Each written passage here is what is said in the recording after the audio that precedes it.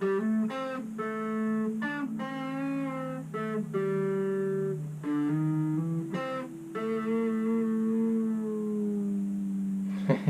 humans. Think of all the magnificent feats of engineering you've accomplished throughout the ages. The pyramids, the Great Wall, Notre Dame, Machu Picchu, and the technology you've developed. Computers, spacecraft, phones that let you video chat to people on the other side of the world. But it can all be gone in the blink of an eye. From a different perspective. This is Stories from a Different Perspective by J.L. Sweeney, as told by Argus Truin. I am Argus Truin. Story number 6, To the Last Breath. Jesus Christ! Some asshole really went and did it? How long do we have? About 19 minutes. Not long enough to get far enough away to survive the blast, let alone the shock wave. Oh well, I've got a flask that I've been bringing to work with me. Let's down it. Works for me, man. Jeff pulled the flask out of his desk and took a huge swig, and paused and handed it to Joe. Joe took a long pull and swallowed. He felt the burning feeling of the VO as it flowed into his stomach. Having never been much of a whiskey drinker, Joe gagged slightly and hopped around the room shouting, "Woo!" They joked and passed the flask back and forth until it was gone. Looking at it sadly, Jeff sat down. Outside they could hear the blare of emergency horns and the honking of car horns and the screams and shouts of people as the world was informed of the news. In 8.5 minutes, the sounds would be silenced. Jeff smiled at Joe. "Glad we were friends, bud. We had some fun times together. I can't think of anyone else I would rather be with when it gets here. I still can't believe it really happened. I wonder who fired." Joe grinned back at Jeff. "I guess it's a good thing neither of us ever got married. Watching your family die would be horrible." He cleared his throat. "I'm glad we were friends, too." Ali Han Maden Dami Kalibas smiled to himself. He would dine at the right hand of his God tonight. A cleansing of the world was what his master had asked of him, and whatever the master wanted, he got. He had told Ali that he was getting ready to return to the earth to rule it, and it was up to Ali to clean up the garbage before he got there. The infidels must be eradicated. It hadn't been difficult for Ali to decide on a method. Weapons of mass destruction were not terribly difficult to acquire, and it had only taken him 7 years to gather a following. There were many extremists in his country, and many of those felt the same way he did. His preachings began to fall on well-funded ears, and it wasn't long before he had the weapons he wanted. Over a period of 3 years, he spent all of his available time learning about his arsenal. 5 Russian-made KZ-V8 nuclear warheads and 2 American-made Javelin CB-709 chemical-biological warheads. He knew the missiles inside and out and could program a flight plan that would guide the weapons below detection ranges and to within a half-mile radius of his intended targets. He glanced at the computer screen inside. It would be less than an hour before he would be sitting with his master. The smell of blood caused him to look around the room.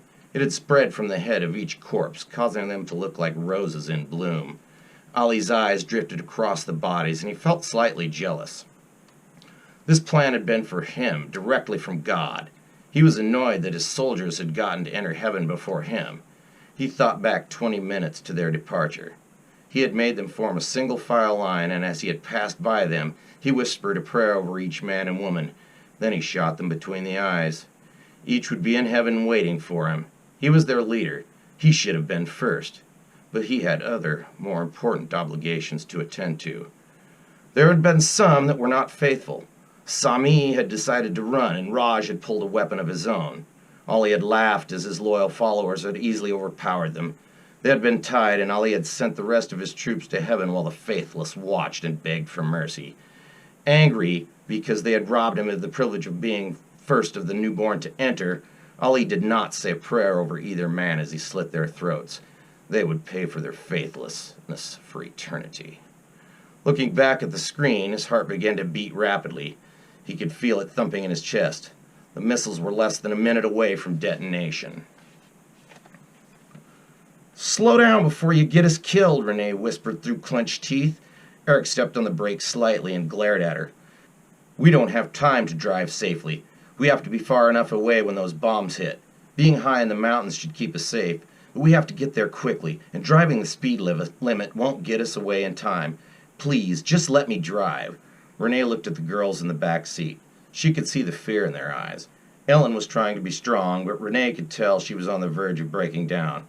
It was all the 13-year-old could do to comfort her little sisters. Tammy was 10 and Mary was 7. Renee hated the men who had fired those missiles. People just wanted to live their lives. Getting by was hard enough without having to worry about this. It wasn't fair that a few immature men with small man complex had the power to kill everyone. She hated those men because she knew deep in her heart that she would never get to see her daughters grow up. Renee didn't know much about bombs, but she had common sense.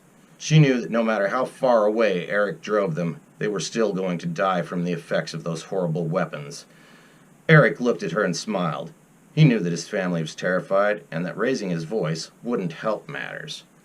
It's only 75 miles from here, girls. The Gospel Mountains are just right for camping this time of year. There still might be a little snow, but the cold air will feel good in the morning. We're going to the mountain called the Gospel Hump. I have a perfect place picked out. In fact, he said, we even get to live in a cave. You could say that this is the most realistic camping trip ever. He glanced over his shoulder at them and smiled reassuringly. They were his shining stars. He would do anything for them. If he had the ability to keep them safe, even for one more sunset on this beautiful planet, then he would. If he had to give each one of them his last breath to save them, he would. Speeding was a necessary danger in order to get away from something much, much worse. Eric had done his research. There was a secret missile base in the Blue Mountains. These incredibly powerful nuclear explosions would cover a 40 to 50 mile radius, with the shockwave easily traveling over 100 miles further. By his calculations, they should be far enough away to avoid everything the bombs had to offer. Pressing down on the gas pedal again, Eric gripped the steering wheel tighter and drove into the night. Let's go down and watch the end of the world on the SVS satellite viewing system, Joe suggested. Jeff nodded. Might as well, he said. No better place to be burnt to a crisp. Together they headed for the elevator. The hallways were mostly deserted. The president and most of the staff had already fled. Jeff chuckled. Why are they even running? You know they can't get away in time. It's not about getting away that counts, Joe replied. It's giving it a shot. Who knows? They may even make it. I don't give them a high percentage. There's always a chance. You can't make it if you don't try, I always say. They took the elevator down 3 levels and got off. This room had always amazed Joe. From within this war room, they could look almost anywhere on the Earth. There was a holographic globe of the Earth floating above a projection platform. Joe smiled. That kind of space-age technology always made him feel good. We can create incredible tools like this one, but we can't figure out a way to get along with each other, he thought. What a shame this is all going to be gone in a few minutes, he said aloud. Jeff nodded. There were a few other people scattered around the room watching the screen. Hey, Captain, Joe said, walking over to Captain Grant. Can you give us a view of the missile paths on the overlay and a projection of the probable detonation points? I can't, Joe. I hate these goddamn computers, Captain Grant said. But I can get a guy to do it. He pointed toward a tech sergeant who walked to a computer terminal and punched a few keys. A small screen lit up, and flashing X's began to appear across the map of the United States and North America. Joe nodded to Captain Grant and turned to Jeff. Looks like one is headed right here for us. He laughed nervously. Oh well, no suffering. Joe walked over and shook Captain Grant's hand, hugged him, and said, It's been good knowing you, Captain. Captain Grant nodded and shook Jeff's hand. Everything is copacetic, he said. Joe looked at the timer. 11 seconds to detonation. An ear-splitting crack like thunder shook the building. Clock was off. Friggin' figures, Joe snorted. He grabbed Jeff, hugging him close, and whispered, Goodbye, bud. Then they were incinerated. Ollie sighed again as his console began to light up. He had done his job well. Missiles were being launched from every country that had the technology. As planned, the majority of them were streaking toward the United States. It only took a small nudge, and then it became the world versus the Americans. Missiles from China, Russia, and other parts of the Middle East had been launched at the U.S. Ali had chosen his targets wisely and had made it look as if the missiles had come from North America. Flashes began to light up the screen. Warheads had begun to detonate worldwide. His job was finished. He strutted proudly over to the last warhead. He believed it was his divine right to make a glorious entrance into heaven. He pushed the timer button and began to shout prayers to his master. 3, 2, 1. Ali saw the light a split second before he was vaporized. Eric had to slow down to make sure he got safely up the mountain roads. Normally he enjoyed the winding drive, but right now he was worried. It should have happened by now. He knew it couldn't have, because there had been no bright flash of light, and he would definitely have been able to see if there had been. Then he heard it, a roaring sound that quickly grew loud, passed over, and then disappeared. He hadn't seen it, but he knew that it had to have been a rocket. He started to cry, but knew that it wouldn't help the situation. He pressed down harder on the gas and sped recklessly up the road. And then they were there. He pointed at the cave and sped toward it, slamming on the brakes and stopping just a few feet from the entrance. It didn't look like anyone had been here. That was good. "Out of the truck!" he shouted. "Get into the cave now! Hurry! Hurry!" Renee and the girls bailed out and ran into the cave. Eric grabbed a few things and followed them. He heard a faraway thump and looked behind him. A bright light was fading in the sky. It was in the direction of the Blue Mountains. It hit. I was right. No one ever listened, but I was right. Woohoo! He ran into the cave and began to situate his family. Renee and the girls were astonished. They knew Eric had been coming up here, but this was amazing. He had built bunks into the wall, there was a generator, and a stockpile of gas. There were canned goods and water jugs filling several cabinets and several trunks that held spare clothing and bedding. Further back, the cave opened into another large cavern where Eric had marked off a bathroom area. On the other side of the cavern was a portable shower. It was a shelter that any survivalist would have been proud of. As his family settled in, Eric began unloading the blazer. After the truck was unloaded, he set up his radio equipment. When it was in place, he turned it on. "Who did this? The world is dead! Why did this happen? Some mother..." Screams and shouts blared from the speaker. Radio operators around the world were trampling each other's radio traffic. He scrolled through the channels and heard nearly the same thing in every language. He didn't understand what they were saying, but knew that this was happening across the planet. One by one, the stations began to quiet down. In an hour, the radio was silent. Eric shuddered. He had never heard such an eerie silence. Ham radio was never silent like this. His mind drifted, and the thought that his family could possibly be the last group alive on the planet crossed his mind. There were 6 billion plus people on the planet. They couldn't have all been killed. They were probably just hiding out until the dust settled. How long would it be before the dust settled, he thought. A week later, he was still wondering the same thing. The ham had been silent since the first night. Things had gone fine for the first few days, but his family had been losing their appetites. They had hardly touched breakfast this morning. He hadn't even enjoyed making it. They all sat quietly, poking at their food. He wondered if they felt like he did. If they did, they weren't saying anything. His girls were tough. "Daddy!" Eric jerked awake. He was running before his eyes had cleared. He burst from the entrance of the cave and saw Tammy and Mary holding Ellen up. Blood leaked from the corners of Ellen's mouth. Tears were running down her face. He ran and picked her up. Cradling her softly, he ran back inside the cave. "I'm sorry, Daddy," she whispered. Eric was crying. His firstborn was suffering. There was nothing he could do. He placed her gently on the bed and knelt down beside her. She began to speak and choked. A glob of blood and mucus spurted out of her mouth. Her eyes rolled back in her head and she began convulsing. Before Renee could get her 2 youngest daughters away from the awful scene, Ellen was dead. Eric cried for a long time before he carefully wrapped her in a blanket and carried her outside. He buried her at a point near an overlook that looked down upon the beautiful valleys below. He was nearly finished when another scream ripped through the still air. Eric! He had never heard Renee scream like that before. It sounded as if someone were tearing her soul from her body. He sprinted back to the cave and was greeted by the most horrific sight any parent could ever imagine. His daughters lay convulsing in Renee's arms. She was screaming. Eric was rooted to the ground. He couldn't get his legs to function. As he watched, Tammy reached out and grabbed Mary's hand. They looked at each other and smiled. Then they both went limp. Renee continued to scream. Eric couldn't stop her. She just kept screaming and staring into a world that Eric could not comprehend. He picked up his youngest daughter, and as his tears dropped onto her cheeks, he covered her softly with a blanket.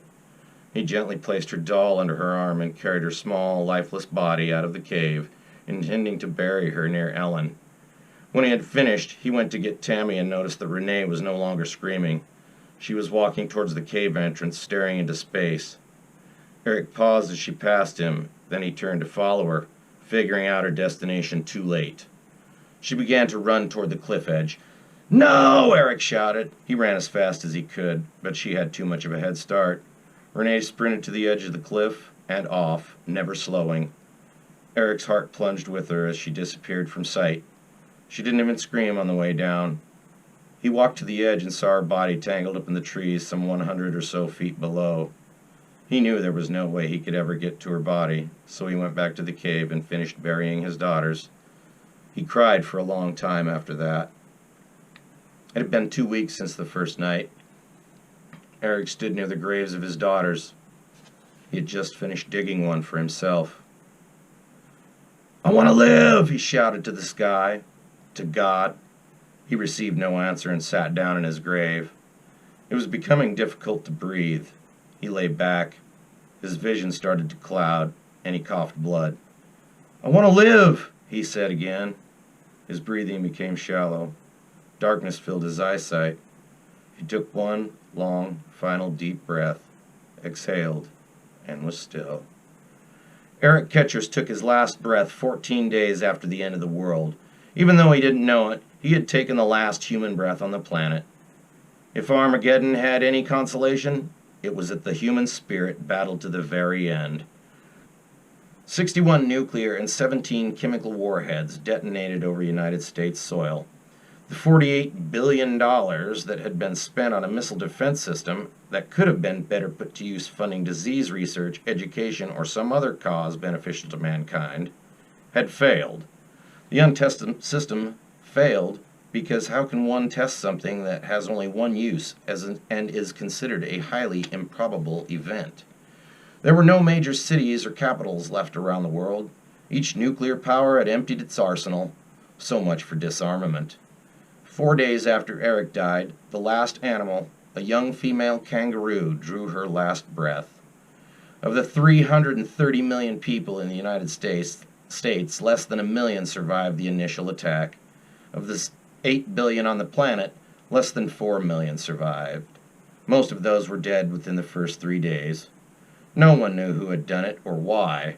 That part really didn't matter. It only mattered that it had been done. The once beautiful blue marble was now a blackened, smoking wreck. Power to destroy within the grasp of too few will ultimately lead to total annihilation. Well, there you have it, humans. From a different perspective. Think about that. Later.